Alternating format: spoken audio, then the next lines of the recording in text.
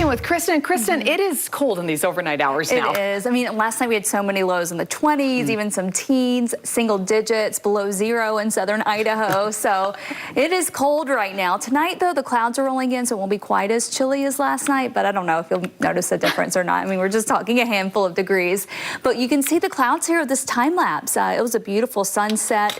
The thin, high clouds that are rolling in won't bring us any snow here, but it did bring in a little pop of color there as the sun went down earlier this evening. Now you head farther north and you are closer to the core of that disturbance that's tracking north, and that's where we'll see a better chance for some snow. And I'll show you that in the maps in just a second. Here's a live look outside in Salt Lake. It's 35 degrees and the winds are very light, so no wind chill issues at this point. 31 in Logan. We have low 30s in Evanston, upper 30s in St. George, and boy, that cold is settling in southeast Utah. We're at the low 20s already in Moab and in the upper 20s in Blanding. Here's a closer look at the Salt Lake Valley floor. You have mid-30s from Bountiful Bench to the University of Utah. Up at Alta it's 24, and up at Park City it's 35 right now, 28 at Kimball Junction. This is a huge difference from last night at this time.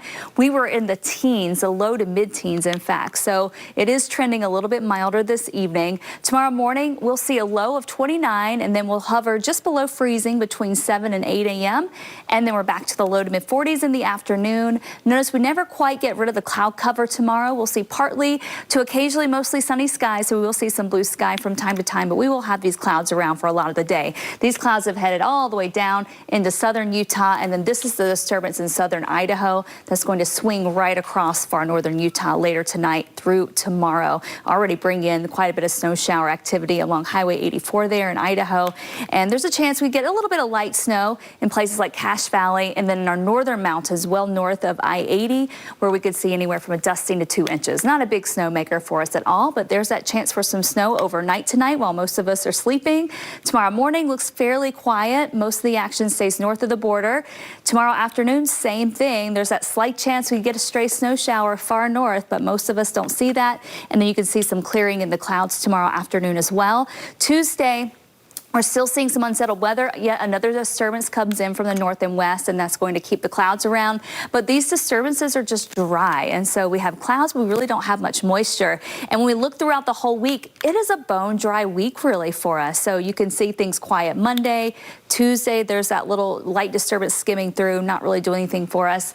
And then a low pressure system here, but it's dry for us. The precip stays well to our east, but that keeps the haze out. So that's really good news for the inversions for us, especially when we have a long dry spell like we're going to see. In fact, going into next weekend, look at this. There's really nothing coming in. So snow chances for now remain slim to none for most of us as we head through the week. Maybe next week it'll be a different story. Central Utah, upper 40s. Southern Utah, upper 50s. Beautiful weather in St. George. Mid 40s in Moab after lows in the teens and low 20s. Statewide, you can see that it's just up towards the Idaho border where we have that chance for snow. St. George will have highs in the 50s most of the week and then nearing 60 by the end of the week. Lows in the low 30s. Northern Utah will have temperatures in the low to mid 40s for highs tomorrow with lows in the 20s tonight.